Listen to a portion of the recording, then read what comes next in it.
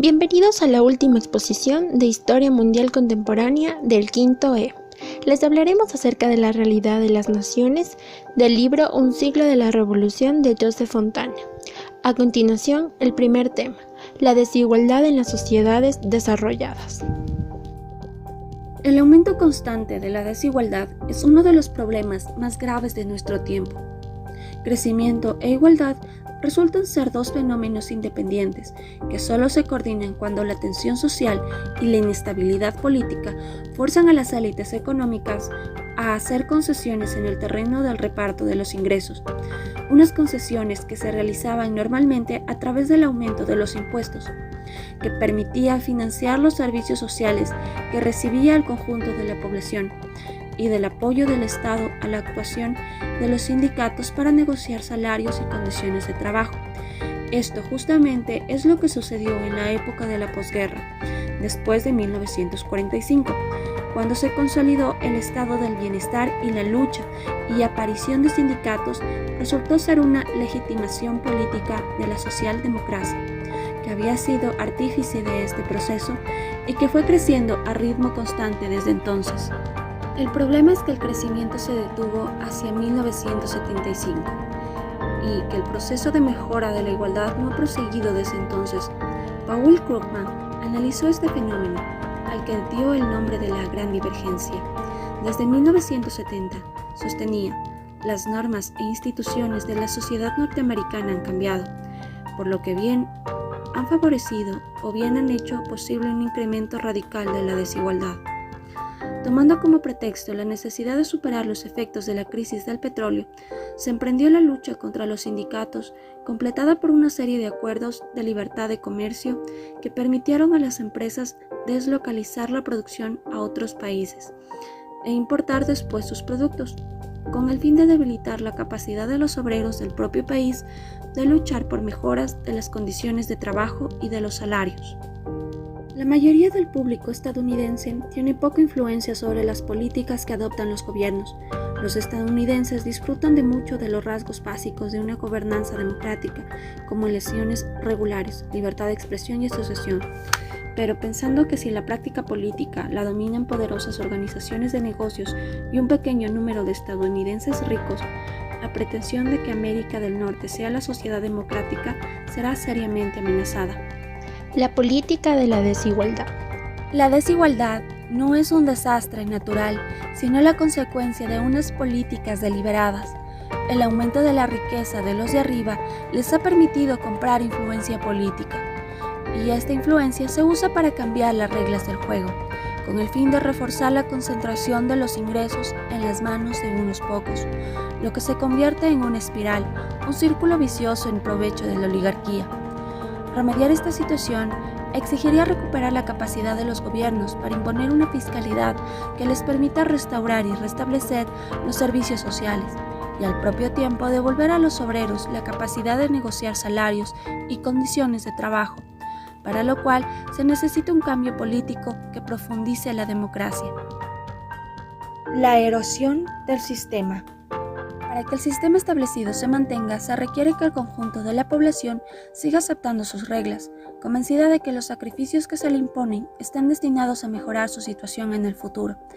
Pese a la degradación de las condiciones de vida de la mayoría, esta aceptación se ha mantenido hasta hoy en Europa y en América, donde gobiernos con políticas económicas neoliberales han llegado al poder a través de unos mecanismos de elección que, aunque profundamente corrompidos, siguen siendo aceptados mayoritariamente como válidos.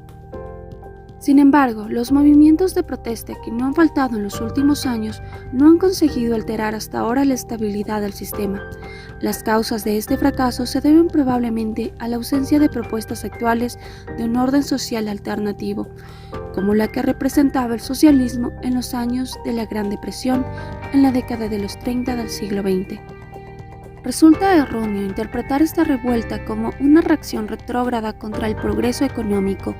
Su rasgo más significativo es el rechazo de un sistema político que delega en unas supuestas élites el ejercicio del poder y la demanda de una democracia más participativa, que se base en las necesidades reales de la gente y les ofrezca la posibilidad de intervenir en la tarea de remediar los desastres que les ha conducido este sistema.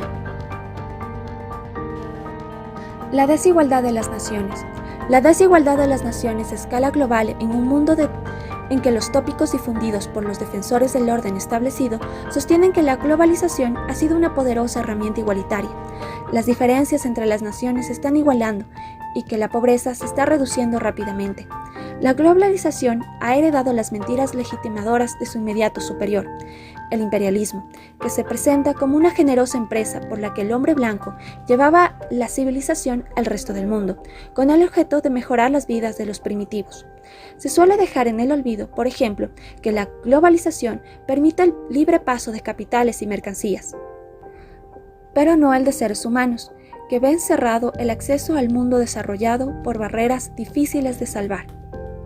El nuevo imperialismo comenzó a desarrollarse después de 1975, con el proceso que externalizó la mayor parte de la producción industrial del mundo desarrollado a los ahora denominados países emergentes, que dejaron así de ser subdesarrollados, por lo menos en la retórica del sistema. En estos países, los empresarios podían encontrar las ventajas acumuladoras de salarios muy bajos y de pocos costes de producción social, hasta el punto de que el aumento de esta ocupación deslocalizada ha venido acompañada de un considerable crecimiento del trabajo forzado y de la esclavitud, que afecta en la actualidad a 46 millones de seres humanos. La gran migración. El mundo devastado por la guerra y las persecuciones ha hecho movilizar, según las Naciones Unidas, a fines del año 2015, a más de 65 millones de migrantes procedentes de los estados fallidos, los cuales son incapaces de proporcionar a sus ciudadanos los servicios sociales más elementales. Personas, entre ellos niños, que huyen de la pobreza no pueden atenderse económicamente ni tampoco pueden tener una mejor y cálida comodidad en sus vidas. Un estudio sobre la pobreza extrema en la África subsahariana actual abarca unos 200 millones de hombres y mujeres.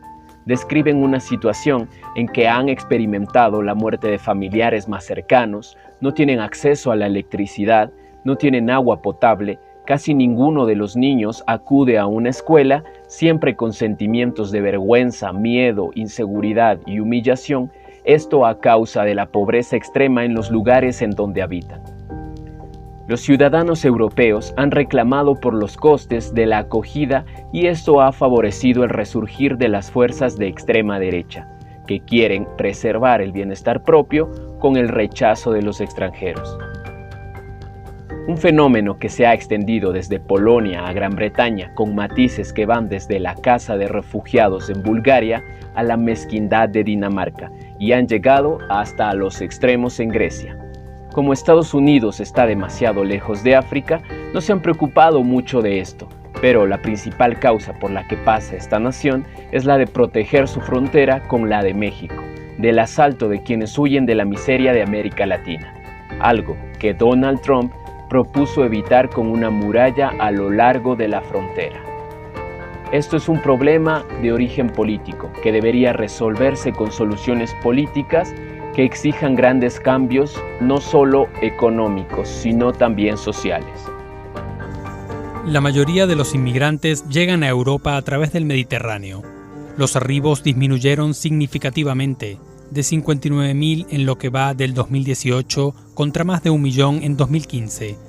Hasta el año pasado la más concurrida era la ruta del Mediterráneo central, vía Libia e Italia, utilizada por migrantes de Nigeria, Guinea y Costa de Marfil. Pero tras los acuerdos entre Roma y Trípoli, las llegadas por esta ruta mermaron. La ruta Turquía-Grecia del Mediterráneo oriental también disminuyó. Sirios, iraquíes y afganos ya no la consideran como un pasaje viable. Por el contrario, la ruta Marruecos-España, casi abandonada para el año 2000, volvió a ser utilizada por migrantes de Marruecos, Argelia y Costa de Marfil, y se ha convertido en una de las principales vías de acceso a Europa.